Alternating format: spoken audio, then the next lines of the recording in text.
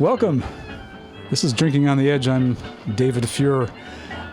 Thanks for tuning in to this work in progress. This is only my second episode here with Matt and the folks in Rhinecliff at Radio Free Rhinecliff in the back of the Epicurean. Some of you may already know I am an alcohol beverage industry veteran of 31 years. I know you can't tell from the voice, right? And one of my points of reference in enjoying this career that I've muddled myself through is discovering new places and new people, of course, with those places when I'm looking for new tastes in drinks and wines and beers and spirits, especially with wines. And a revelation for me, being a lover of cool climate, aromatic whites in particular, for a good part of my career, is that of loving Riesling. And it came to me early on. I'd had tasted some wines from the Finger Lakes region of New York State long ago, and came to learn that this is a really interesting area for many reasons. I'm not going to bore you with the wine geek stuff all about that, but only to tell you that if you like Riesling, you're not going to find a better region for that in the entire of North America, with the possible addition, not exception, but addition of the geographic area just across the border from the Finger Lakes in the Niagara, St. Catharines Bench area of Canada. But there's a lot that they both share in many respects. But here we're talking about the Finger Lakes, and we're not only talking about wines, we'll be talking shortly about the beers and the spirits of this New York region that is quite scenic and worth visiting. I know it's tough to get there in the winter, but it can be worth it even then. First of all, wine. Well, I wrote an article about New York State wines. Much of it was based upon my excitement of the Finger Lakes region going back in 2010. And through that, I got to meet a lot of the folks who were instrumental in building the region, as well as some newcomers. But one person I had not met yet at that point is who's joining us today. That's Nova Cadamatre. Nova is a master of wine. Now, what does that mean? Well, if you're not in the wine biz, that doesn't mean a whole lot, but it does mean something to us. And she is a master, being the first female winemaker in the United States to have achieved this prestigious title, while being, at the time, in 2017, one of only 4 American winemakers who have done so. Nova, has there been any other American winemakers since that have achieved this? Yes.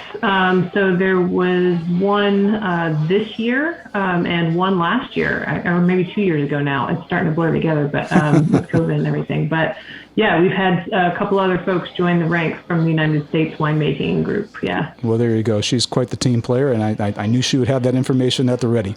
Now, Nova has just relocated back to her Finger Lakes home just last week. I think it was. Yes, Sunday. We moved in Sunday. So I've got a lot of boxes around me right now. I'm sure she does, and a lot of family to help her out moving all that stuff back in. But she came back from California, a state far better known for the wines than us here in New York, where she was the second lead winemaker, I think it was, or maybe the lead winemaker under the executive emeritus winemaker, I don't know, of a small winery called Robert Mondavi.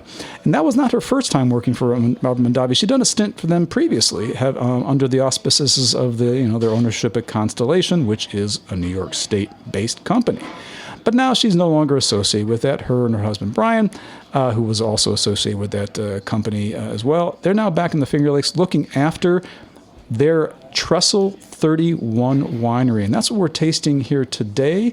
Nova has been gracious enough to send some bottles down. But before we open those bottles and I start querying her about them, Nova, could you just share why it is that you call the Finger Lakes home, and what makes your wines and the wines of the region so special? Well, it's funny, I get that question a lot. And well, one of the reasons I love this area is it's just beautiful. Like, if you've never been here, I've been all over the world at this point to so many different wine regions, and I still feel like this is one of the most beautiful wine regions in the world. And it's just a spectacular place. We have a lot of very interesting climate. So it's like we get great seasons. We have a real beautiful winter with lots of snow. And so if you like snowboarding and skiing and snowshoeing or cross-country skiing. Like, there's a lot to be had up here for that. The summers are amazing. They're not too hot. They're just the perfect level of humidity. I grew up in the Southeast where it was like 100% humidity and 90 degrees all summer, and it was just disgustingly sticky. And so while I never really got used to the dry of California, like, I feel like New York is the perfect level of humidity, at least for me. So, in fact, it was about 70 degrees here yesterday, and my son commented, he's like, "Oh, it feels like Chincoteague with the humidity," and Chincoteague is a place we go in Virginia every year, right on the coast, and so it's it's a great climate here, and it's just a nice place to raise a family. There's lots of outdoor things to do, and we're a very outdoor focused family, so there's just so many great reasons to be here. Plus, making wine here is really exciting because the whole community is really focused on pushing the envelope and making better and better wines. And so it's a really kind of electric, exciting time to be here. And, just because I live here doesn't mean I've turned my back on Napa. So we're starting a Napa brand this year as well. So, I'm going to continue my cross-country flights back and forth, but we're just going to have the family base here, and then I'm going to be flying out to Napa versus living in Napa and flying out to the Finger Lakes. You heard it here first. You got the scoop. That Nova has not left Napa. Napa has not left Nova, though Nova has left Napa. Interesting. Okay. So when I was prattling on a little bit earlier, I was going on about the Finger Lakes, and I've spent some time up there, and I have to say there is a lot going on, and it was one of the reasons that, in a kind of a back way, that brought me to New York State, is the primacy that the Finger Lakes wines have, especially in those aromatic whites. Can you speak a little bit as to why that might be for our general audience here, to understand why it is that, at least I think, the Rieslings of the area are so spectacular by comparison to the rest of North America? Well, I think you have to look at the climate. I mean, we have that beautiful long growing season for Riesling. And we get to keep a lot of that natural acid, and the natural acid really protects some of those more delicate aromatics that come along with Riesling, like the floral notes and the terpenes and the phenols and things like that really make up that classic Riesling aromatic. And so, it really kind of just focuses that, which is awesome. That's terrific. Okay, well, now we're going to backtrack a little bit. And the first one we're tasting here is your Chardonnay. And it's a 2020 vintage, so I presume this is the most recent release of yours that the public can get. It's actually pre-released. Oh, look at that. Would usually, the 2020s will be released in May or June. So right now our current release is the 19, but we thought we'd send y'all a little sneak peek. Thank you. Put in your orders, folks. Trestle #3 So I'm tasting this here with Matt. The rest of the folks haven't tasted this yet. And I gotta confess, I did pre-open all the bottles to make sure everything was just fine, and it most certainly is. This Chardonnay, contrary to what a lot of people expect, or come to expect, at least from Chardonnay, it's not that rich, buttery, vanilla accented sort of thing that you get from a lot of oak exposure. Now, I do believe that this spent a little time in oak, but not a whole lot. Why don't you tell us a little bit about this wine? Sure. So Chardonnay, it's really a winemaker's wine, Chardonnay, because in the words of one of my mentors, you get to push all the buttons and turn all the knobs on Chardonnay. So we do use oak. So there's one new French oak barrel here, 2 used French oak barrels, and then a couple of stainless steel barrels. And that's generally what makes up. It's a mix of those things every year that makes up the program. There are certain years where I won't use new oak at all if I have like a couple of once used barrels. And so the idea is to keep the oak level consistent vintage to vintage, but because the program's so small and you have to buy new barrels, I do that by playing around with the ratio of the stainless steel barrels I use. And so this one gets rolled versus stirred. So we have these rolling racks with kind of like skateboard wheels on them. Mm-hmm. And so we roll the barrels for once a week for 9 months. So it actually stays in oak quite a while. But that barrel fermentation and also the rolling allows the oak to integrate into the wine so well, so it doesn't stick out. So the goal with oak is not allowing the oak to be the show, like the fruit should be the show, but the oak should be a supporting character. I'm with you. It's totally that way. Yeah. so that's the goal with that is really just have it be a complexity, like a little spice in the dish versus the main course.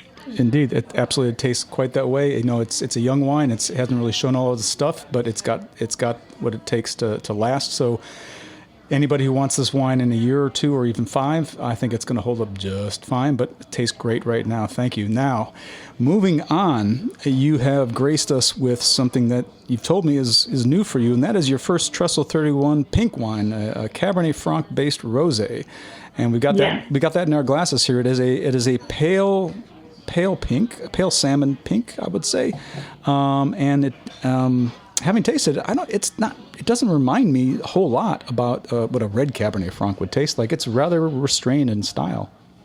Mm-hmm. Well, I mean, part of that is just the climate. We don't have a lot of big, blousy fruit up in the Finger Lakes. You know, the cool climate, you really get more of the savory characters. But then with the rosé, you know, the idea with rosé, it's a very challenging wine to make. I think it's deceptively simple when you're drinking it, but it's actually very technically challenging because you want to have an elegance to it and a freshness to it, but also have some interesting complexity and length, and so it is a little bit more of a challenge that I think most people give it credit for.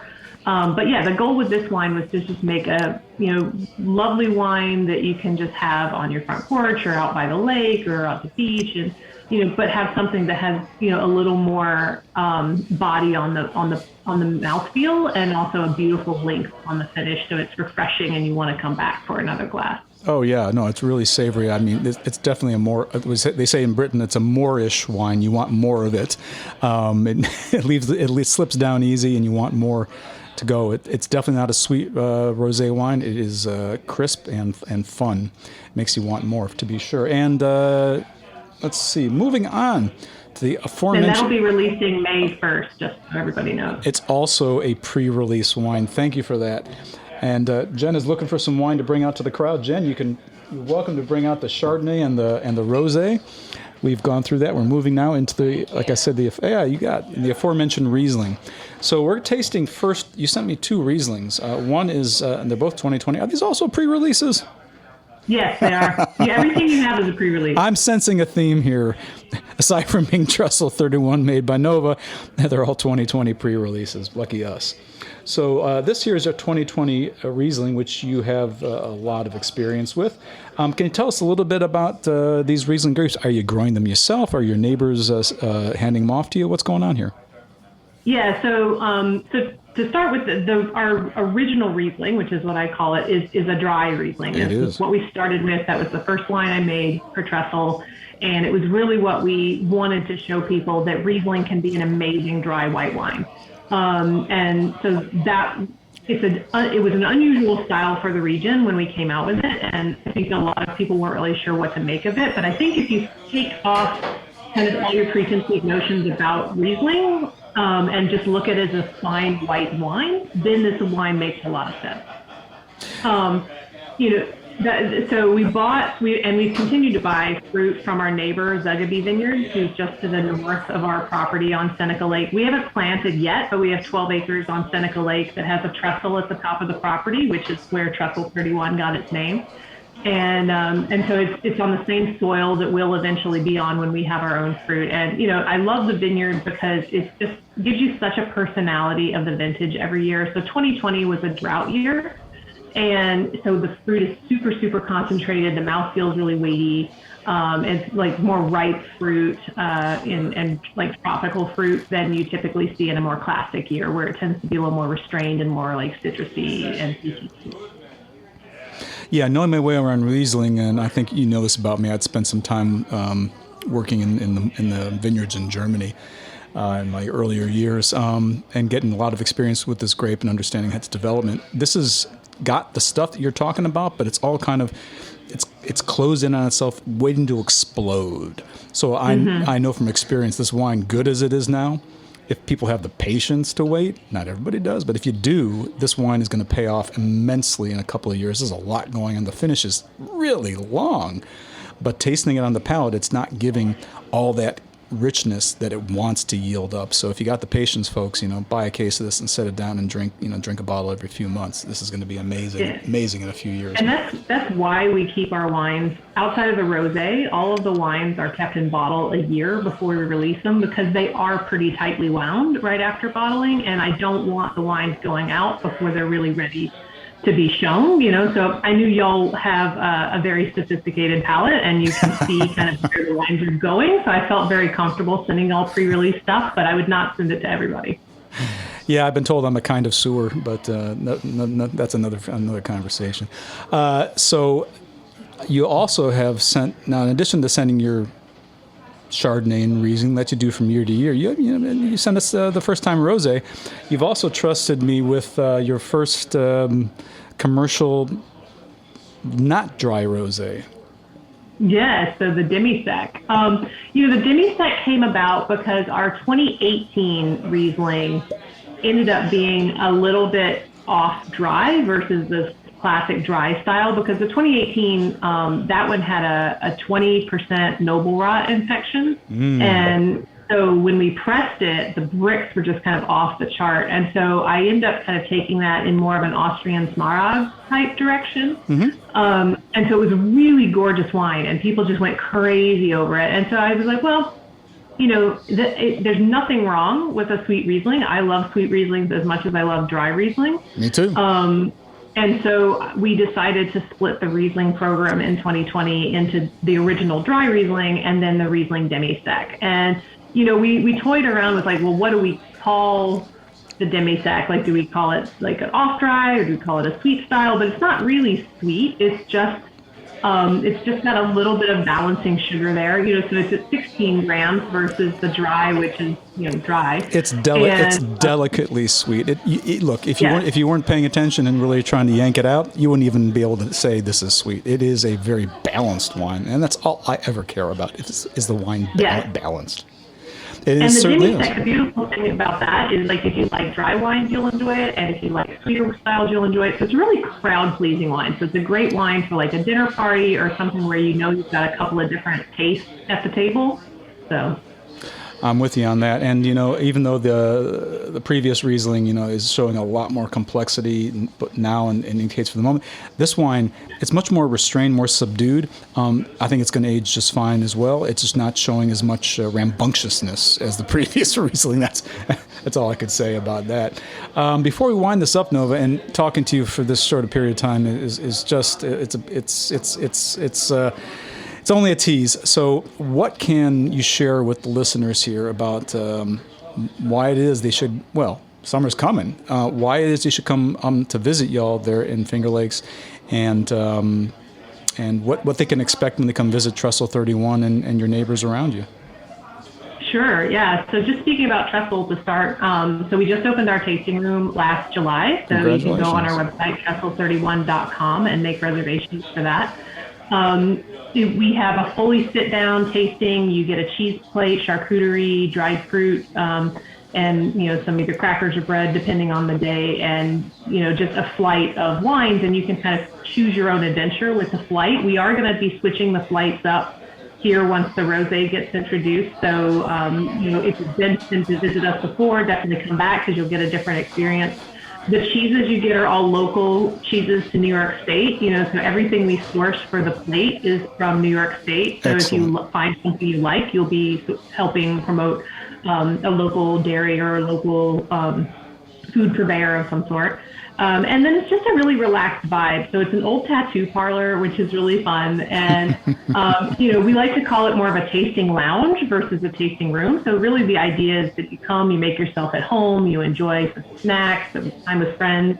We can take parties up to 8, but each of our rooms is very intimate. So you really feel like you have your own space and you're not really crowded in with other people. And so that was part of our goal, is to have this very unique tasting space where people can come and relax and feel very comfortable, especially in the time of COVID. It wasn't something we really planned because we had designed the tasting room prior to COVID being a thing, but it ended up being really great because everybody's very isolated with their group, and so you can really have a great experience with your group that comes up. And we can have groups, we don't mind having like single tasters, two times, and have lounge people, 6 or 8 people.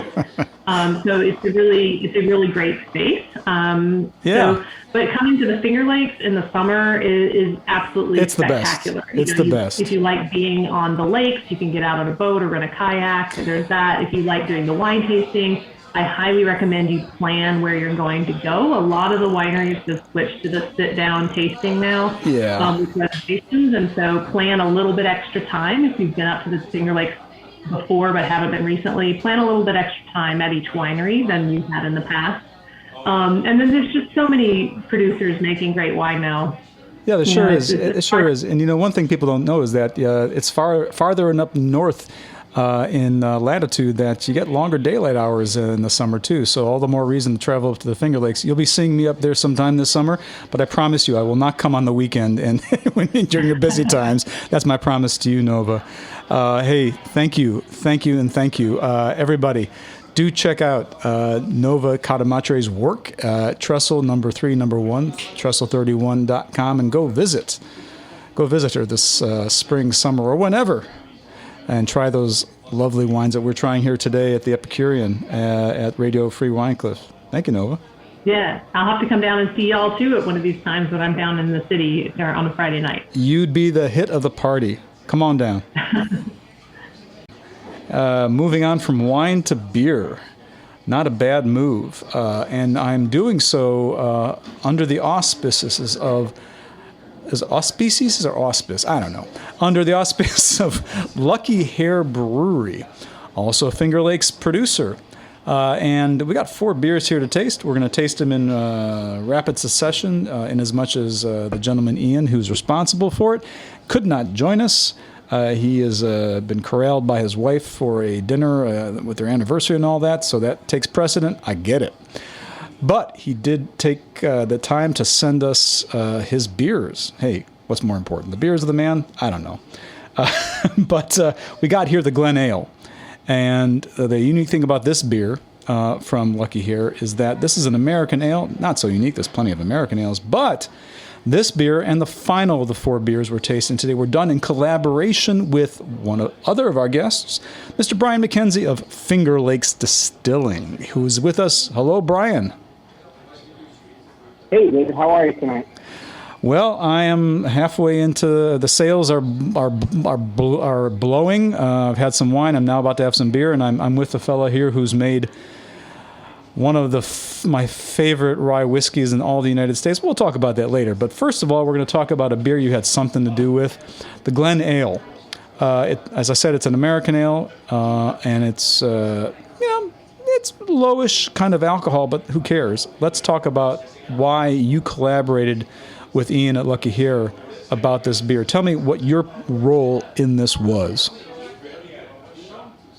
Yeah, so I kind of characterize this as one of my pandemic projects, actually. I kind of got the idea to resurrect this brand, which was made in Watkins Glen in the late 1930s for a short period of time, but I always loved the label on it. And as I was researching our distillery about 15 years ago, came across these old labels and always thought it'd be cool to kind of bring that back. And I went to one of the breweries that I think is doing some amazing stuff in the Finger Lakes, and they love the idea, and that's where the idea came from. Yeah, this according to what Ian had sent me, this beer dates to the late 30s, early 40s, and that it's not, this recreation of this beer is not based on a recipe necessarily, but more on what ingredients were available during that pre-World War II period.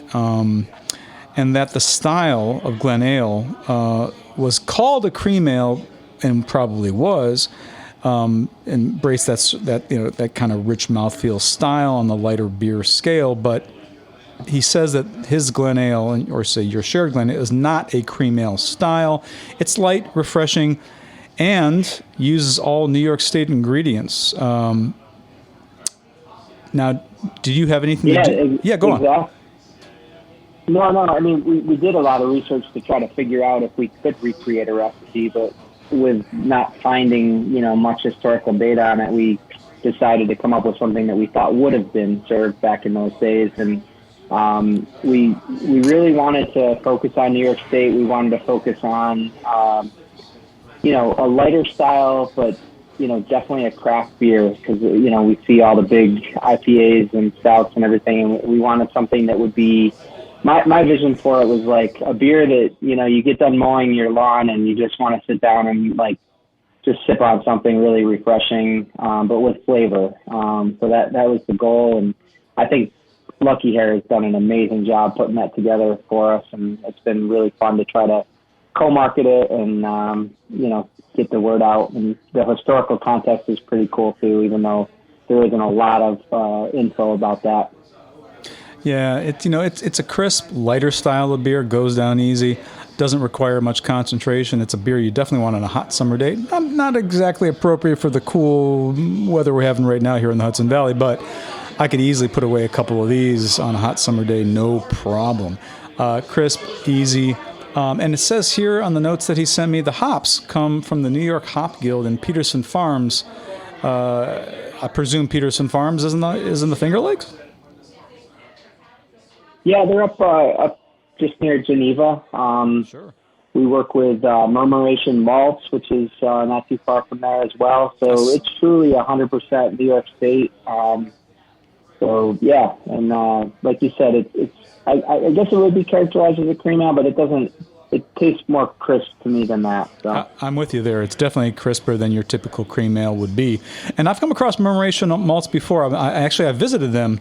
Some months ago when I did researching a Rochester distillery up there, and I dropped in to see what they were doing there, and I got to see the malt house there at Murmuration. Think very highly of the couple, that married folks who are making the malt house there. It's not an easy work. That's a lot of labor in making malting grains. Okay, let's move on to the next beer here, and this is going to be the Falcon Punch, or the Falcon Punch, depending on one's pronunciation. I know you didn't have much to do with this, but you probably tried it, so I'm going to presume you may have an opinion about the drink. Oh my gosh, some bubbles just splashed around onto Matt's cables. Okay, okay, there we go. Okay, this is an IPA, which is admittedly my most difficult style. That's me personally. It's super popular in the U.S., but that's the way it goes. It's the flagship IPA for Lucky Hare, and Ian refers to it as a classic American IPA. The base malts are coming from New York State, and the hops as well are Cascades and Centennials from New York State. Good on you, all New York State. It's an IPA, but it's not over the top in terms of its hoppiness. I could enjoy this. Okay, this is an IPA that I can deal with. That's me. I find too many of them here in the U.S. Overly done, macho, shall we say. Back when stouts were in the '90s, it was what young male brewers were trying to show themselves off. With stouts in the '90s and in the 2000s and 2010s and 20s, it's all about IPAs and hops. This is actually well restrained. Thank you, Ian. Okay, moving on. We have the next beer from Lucky Hare. It's called Beating. That's Beeting, a dead horse. Now, I can presume from the title that there were some beets used in the making of this beer. Hopefully, there was no dead horse used in the making of the beer. And if there was, no one's going to know about it. Oh, it is quite red, so most certainly there's some beets that were used, because in my experience, I've never come across any hops or malts that would give a color like this. The thing I like about red drinks more than the color of the liquid is the foam. Always gets a kind of a whitish, pinkish hue. I like the contrast between that and the deeper color on the body. Now, I have it on Ian's authority that he won a big sort of national medal for this. And I know that these days, these kind of crazy types of beers, style. This is called an Imperial Saison made with beets. These sort of things get people's attention, and I get it. These are made with organic red beets from Red Circle's farm in Lodi, keeping it local. I love that. Things like this, it's fun, it's interesting. It certainly keeps the brewers on their toes and makes them happy. They can try all sorts of fun stuff outside from the usual, shall we say, standard blends or standard styles. Me, I'm very traditional, and I make no bones about that. It's a well-made beer. It's a lovely label. Give them credit on the label too. Not my kind of thing, but that's just me talking. Have you tried this beer? I have. I think it's pretty tasty. I love beets, so I think it's, when they do stuff like this, they don't like hit you over the head with it, but it's definitely there, I feel like. And that's what I respect about Lucky Hare is they can make a traditional beer and make it like outstanding, and there's a lot of the craft brewers that they just want to make that funky thing that nobody's ever made, but then you try their IPA or their stout and it doesn't taste good, so these guys make everything, and there's a purpose behind it. It's not just going out and just creating something that nobody's ever done before just to sell beer. So that's what I respect about them. Well, I learned a long time ago that the way you can separate an everyday brewer from a real skilled one is, can they make the most simple style, a Pilsner or a lager? Can they make a fantastic rendition of a Pilsner or a lager? Because a simple style like that, to do it right, takes a lot of skill. It takes a lot more skill than making a stout that's going to grab your attention, or a spiced beer that's going to grab your attention. To make something that is more restrained takes a lot more skill, in my opinion, in my experience, than making something that's really an attention grabber. And I agree with you in that regard. Especially to do it consistently, and just if you go to their other beers that are the mainstreams, they're always going to taste the same, which is important. Yes, sir. I'm right with you there. And I circling back to the Glen Ale, I think you can really accomplish that. It's an extremely light style of beer, and he did a great job with it. And again, back to the IPA. For someone who's not a big fan, he really held back there and did a good rendition of what I think is a classic IPA style without, having the going over the top with it. So, lastly, we're back to the I Am the Liquor, another beer that you had something to do with. Now, the style is an old school style of Russian Imperial Stout. The alcohol on this is as much as your average wine at 12%. Now, I pulled the cap on this, and the gravity, the intensity of the beer is such that Matt and I have been taking napkins to keep the overflow from spilling over onto this sensitive electrical equipment he's got here. So I got some notes here that from Ian that this has been barrel aged in Finger Lakes Distilling barrels, and from which once held your rye whiskey and wheated bourbon. So before I go on any further, tell us more. Yeah, so I can't tell you a whole lot about the beer other than that I like to drink it. We collaborate with a lot of different things with these guys, and they take a lot of our bourbon and rye barrels that they use for this purpose. On occasion, we've taken them back and finished our whiskeys in them too, which is a lot of fun. Nice. But I don't, you'd have to ask Ian and Tony, the brewer there, as to what influence the whiskey has. I know it increases the ABV on the beer because we give them to them freshly dumped. There's probably still, some whiskey that leaks into the wood that they're going to pull out with the beer, and it's a big beer. There's no question. I have to say it. I have to say, though, this Russian Imperial Stout, knowing the style and knowing stouts in and out as I do, being as around the block as I have been, for example, my history in alcohol beverages goes back to when I used to hang around with Greg Hull at Goose Island Brewery way back when in Chicago. And he was experimenting with some Jim Beam barrels he had got sent up.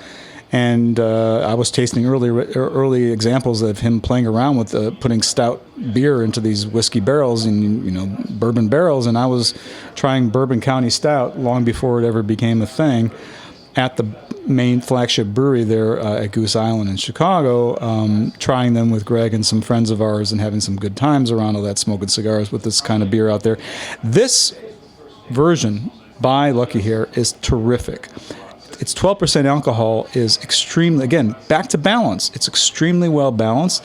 The IBUs, meaning the amount of hops that go in here, are high. They're 60, which is high in the beer world. However, it doesn't taste bitter. It doesn't taste aggressively tangy or hoppy. Why? Because you have a lot of concentration of the malts. The alcohol is there in balance. I think he did a beautiful job with this beer based on the style that can be. I've had imperial stouts, Russian imperial stouts, that are too sweet or too alcoholic. This is none of that. This is beautifully done. I would be happy to drink this at any time.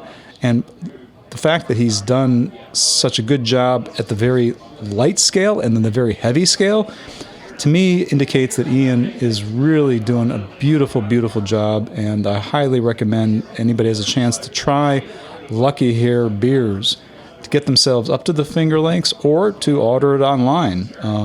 And thank you for your work with him, helping to make this happen, man. Yeah, we love those guys, so I hope you all support them.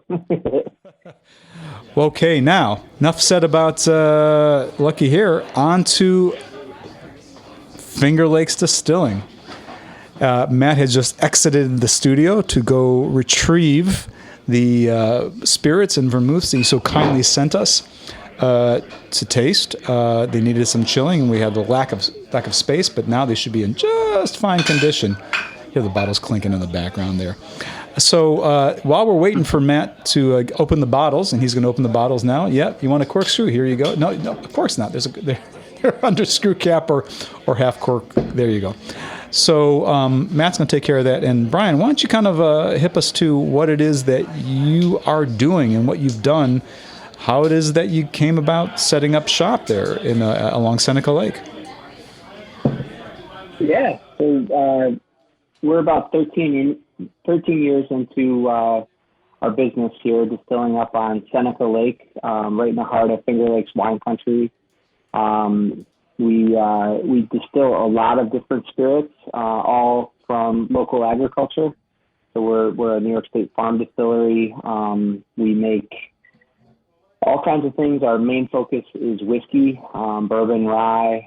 We make single malt and an Irish style whiskey, but we make a lot of spirits from the local grapes. And being in wine country, we like to use grapes for our vodka, our gins, our base for our liqueurs, try to make use of all the beautiful things that are grown in the Finger Lakes area. We have a facility that, we're open to the public, and we see a lot of people there. We sell our product in 14 different states. It's been a great run. We're, one of the older distilleries in the state and continuing to grow. So that's kind of the overall snapshot, I guess. Well, let's give a little more historical perspective. 13 years ago, you set up shop. What motivated you to do that? I mean, it wasn't as though... craft spirits were growing back then, no doubt. But what inspired you to take that route? I mean, had you a life before Finger Lakes Distilling, and what were you doing? That kind of tell us your life story in 90 seconds. Yeah. So I grew up in the Finger Lakes. Spent most of my life here. Went off and had a career doing other things, banking and finance. Had a transition with that, but my grandfather's from Scotland. I always have had an interest in whiskey, visiting Scotland, Kentucky, just kind of developed a passion for it. Coming back home and seeing what it's like here. I mean, there's a touch of Scotland, I think, in the Finger Lakes with the rolling hills and the deep lakes and, the waterfalls and everything, and just always thought it would be a great place for a distillery amongst the wineries, just to be something related but a little bit different. And so we started working on the project, realized early on that you couldn't actually have a distillery and host the public. So that was a bit of a roadblock. So worked with some of the early distilleries in the state, and people that were thinking about doing this. And we worked with the Farm Bureau to create this new license class called the Farm Distilling License. And, we got that passed in 2007, and that really gave us kind of the green light to move forward with starting the business. So since then, just continue to grow. We're housing a couple thousand barrels of whiskey, and like I said, we're in 14 states, and the thirst for whiskey seems to be constantly growing at this point. So we hope it continues. Well, considering the rye whiskey that I've been I've pleasured to taste from you, I'm not at all surprised that you've got the demand to be sending out of state.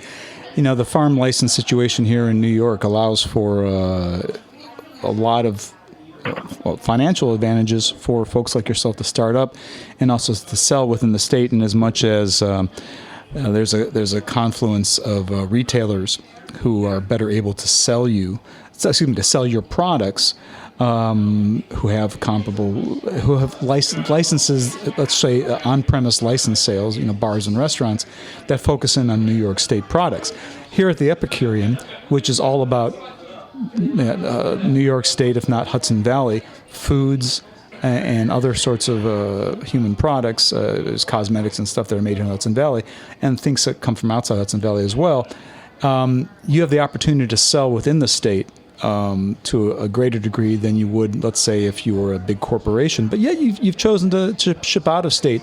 Is there interest from people outside of New York in a Finger Lakes distillery? It seems that there is.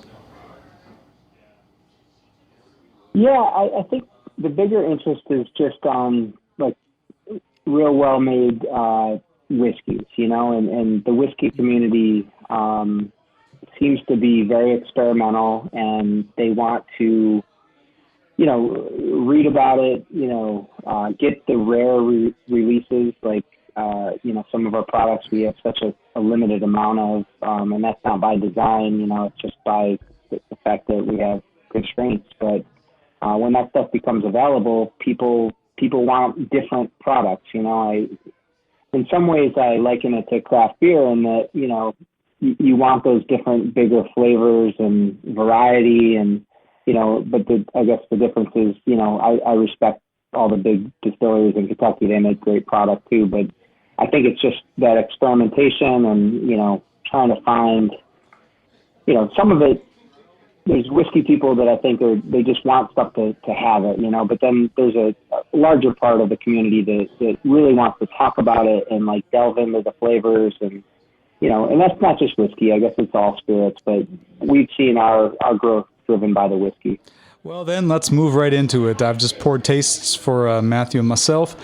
I'm looking at the notes you sent me here, so I'll give the basics, and you can go a little deeper. It's 80% rye, 20% malted barley, aged a minimum of 3 years in American oak, and it is bottled at 91 proof. I like that.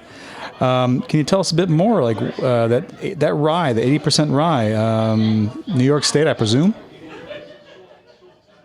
Yeah, and I guess before we get into that, the age statement, I think on the thing I sent you was a little dated. So now we're in, the 4, 5, 6, maybe even a little bit of 7-year-old rye in the blends at this point. So it's a little bit older. As far as the mash bill goes, when we started making this whiskey, I don't know, 13 years ago, I guess now, we were looking at what was going on in the industry at the time, and rye wasn't even a thing really. I mean, there were rye drinkers, but most people we talked to, their comment was, well, that's what my grandfather drank, and it was starting to, we're starting to see some signs of it coming back, but it was in the early days, and so we looked at the kind of ryes that were being made at that point, and you would see the Kentucky ryes, which really aren't far off from bourbon. Your your rye might be 51, 55% rye, a lot of corn and a touch of malted barley. And they didn't taste that much different than bourbon, to be honest with you. And then, then you saw the stuff that was coming out of Canada and, the big plant in Indiana that was starting to make their rye. So those were like really big, bold ryes with like 90, 95, 100% rye. So we wanted to come up with something different, and we decided on a 80-20 mash bill, rye and malted barley. And we just loved the flavor of the white dog that came off the still when we made that. And from there, we played around with barrels. We ended up with a number 4 char barrel. We finished a portion of it off in sherry cask from the Finger Lakes, which gives it a little sweetness. But honestly, the rye by itself, it doesn't have that like harsh peppery bite like a lot of ryes have. It's more the honey notes and a little bit sweeter fruit character, I think, off the still. Yeah, it's a delicious rye. And look, for those of you who aren't hip to all the whiskey lingo, rye gives the rye grains will give a certain palate characteristics, smells different than corn. Most of your bourbons are predominantly corn. Rye. For those of you who aren't familiar with craft scene and maybe just know the big brands, your Wild Turkey, as far as big brands go, tends to be a more rye-driven style of bourbon. So if you like the spiciness, the intensity of it you get from a Wild Turkey, you're going to like the rye whiskey styles, especially the one from Brian here. Looking at why it is I got to know Brian and why he's here today is that a couple of years ago, I put together a very comprehensive piece on the traditions of rye whiskeys in the United States. And there are 4 states that are integral to understanding whiskeys in the United States overall. And that is us here in New York, Pennsylvania, Maryland, and Virginia. Those names should all kind of resonate with you if you know anything about whiskeys. So I wanted to detail something about ryes, and I said I got to focus on the historical context of those whiskeys in these 4 states, and from then I also want to talk about what's going on in the contemporary sense. And I had a lot of distilleries these days to choose from. There was a period of time up until about 20 years ago. There wasn't a whole lot of whiskey distilleries in this part of the country. There's a big dip. Now they've come back in a big way, and Brian is one of those folks who helped make it happen here in New York State. And I got to say, of the rye whiskeys I was lucky enough to sample in the building up of this article, Brian's was amongst the very tops that I encountered, and that never has left me. And this man has shown a great talent overall. I haven't tried his entire portfolio. We got another one of his drinks here to taste before we say goodbye. But this rye whiskey, I'm so glad he sent it. It is delicious and easy to drink on its own at 91 proof. You don't have to water it down, folks. It's great just by itself. It blends well. I've had experience of blending it. Matt's going to blend us up some perfect Manhattans tonight here to the Epicurean to take this out. But Brian, I just want to commend you again. You've heard it from me before. I'm going to tell you now for everybody to hear.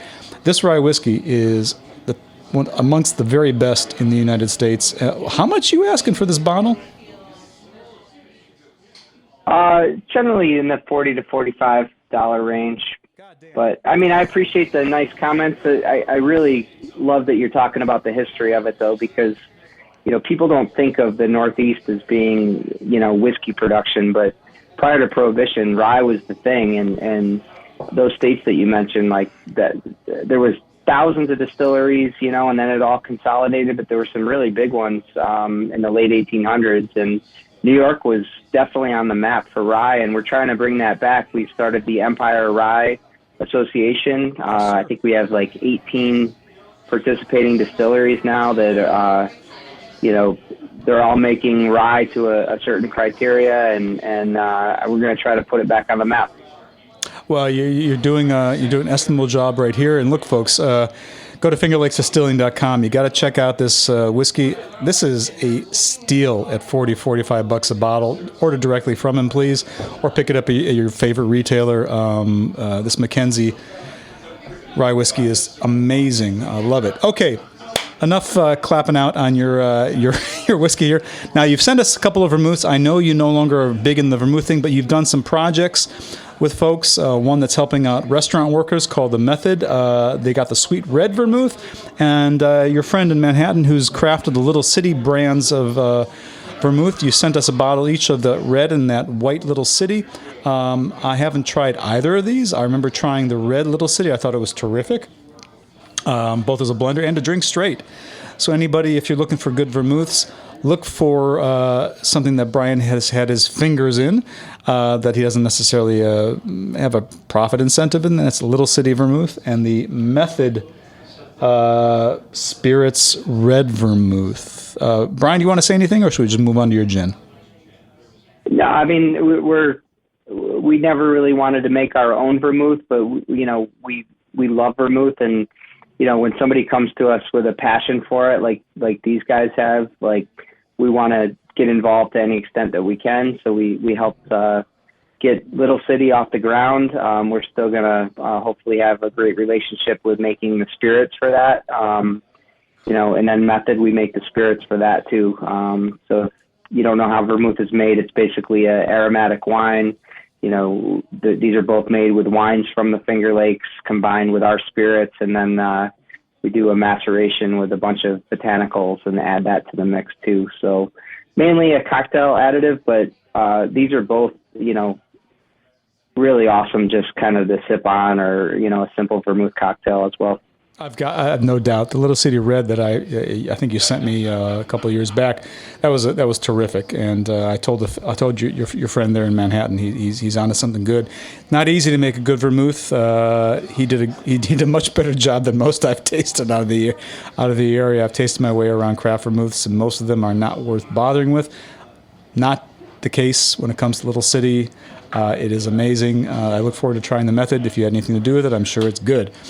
Moving on to your gin, Brian, because, Matthew's got to make his martinis, and Little City White Vermouth is going to help out there. But your gin is made from 100% Finger Lakes grapes-based distillate, and you've crafted into that. You've set here 16 botanicals. Again, 91 proof. You seem to like that 91 number. That's okay. And as all gins should be, they should be juniper forward. Any gin that's not juniper forward, for me, is not a gin. It's another bleep spirit. That's okay. It could be a great another bleep spirit. But if it's not juniper up front, then it should not be labeled as gin. Thank you very much. And Matthew is nodding his head assuredly and thumbs up yes. Okay, so Brian, tell us more about your gin. Yeah, so we make two gins, and I'm with you. I've tasted a lot of gins that have like no juniper, and I can appreciate a good spirit, but for me, it's got to have something to it. Our first gin was called Seneca Drums, and we still make that, and that's less juniper forward, but it's still, you taste the juniper, and it's got a lot of other things going on. But the one that I sent you was the McKenzie Distillers Reserve, and for me, this is like my martini gin. It's delicious on its own, in a nice dry martini. It's definitely a classic London dry style, a little higher proof. It's got a lot of, not only the juniper, but you get a lot of citrus notes with it. We use all four predominant citrus peels with it, so lemon, lime, orange, and grapefruit. 16 different botanicals. We use fresh cucumber in both of our gins. Just we like that freshness that it gives to the final product. It comes. We distill this one a little higher proof than the Seneca Drums, which gives it that nice like crisp, clean note to it.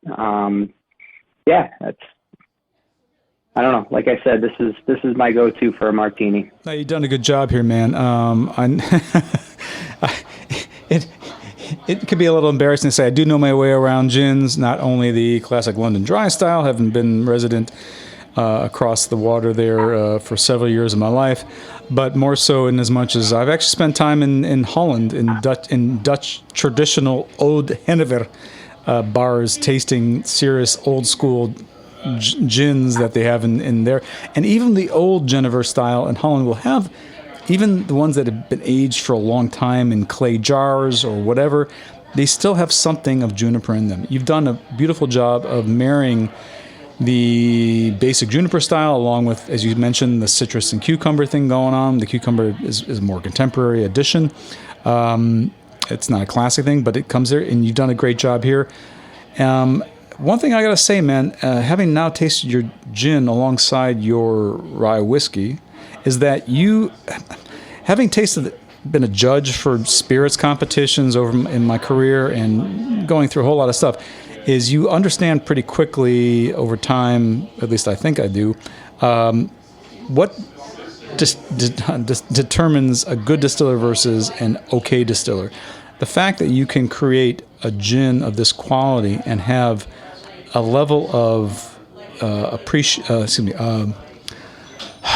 simple appreciation that there is no sense of disconnect through the tasting and the smelling of the product, both for your gin and for your whiskey, which are very different products.